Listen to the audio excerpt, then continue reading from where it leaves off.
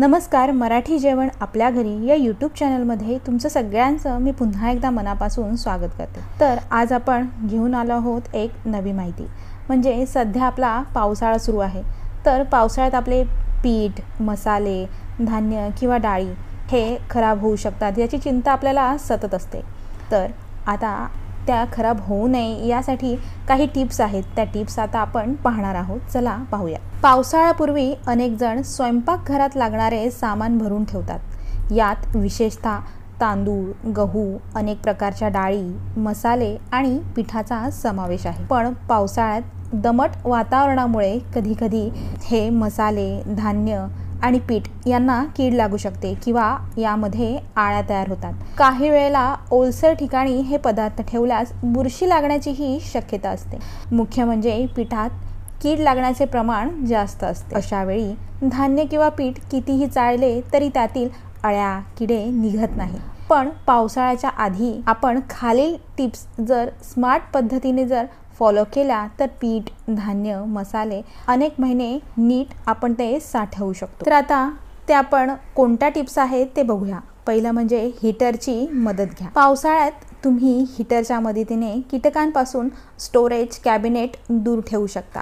जर तुमच्याकडे छोटा हँड हीटर किंवा पोर्टेबल डिह्युमिडिफायर असेल तर आठवड्यातून एकदा किंवा दोनदा ते 5 ते 10 मिनिटे चालू करून कॅबिनेट किंवा स्टोअर एरियाच्या इथे फिरवा, जेणेकरून तेथे दमटपणा राहणार नाही। यातील आतील ओलावा निघून जाईल। यामुळे पीठ, धान्य किंवा मसाल्यांमध्ये कीड, बुरशी लागणार नाही। ही ट्रिक विशेषतः अशा ठिकाणी वापरा जिथे पावसाळ्यात सतत ओलसरपणा असतो। तर दुसरा आहे पीठ, धान्य, डाळी काही वेळ उन्हात ठेवा। तर गहू, तांदूळ, पीठ किंवा डाळी काही वेळ उन्हात ठेवल्यास त्याची चव, पोत सुधारते, शिवाय ते दीर्घकाळ चांगल्या प्रकारे साठवता येतात। जर तुम्ही तांदूळ आणि पीठ साठवण्यापूर्वी 1-2 तास कडक उन्हात ठेवले तर त्यातील ओलावा आणि जंतू पूर्णपणे नाहीसे होतात।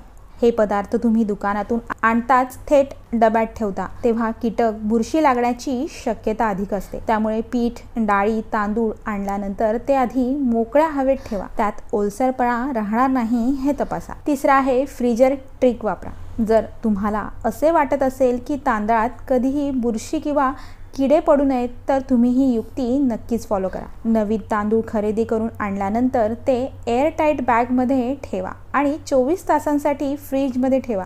फ्रीजिंग प्रोसेसमुळे तांदळात लपलेले किडे, बुरशी आणि अळ्या पूर्णपणे नष्ट होतात। यामुळे तांदूळ कोणत्याही प्रादुर्भावाशिवाय बराच काळ साठवता येतो।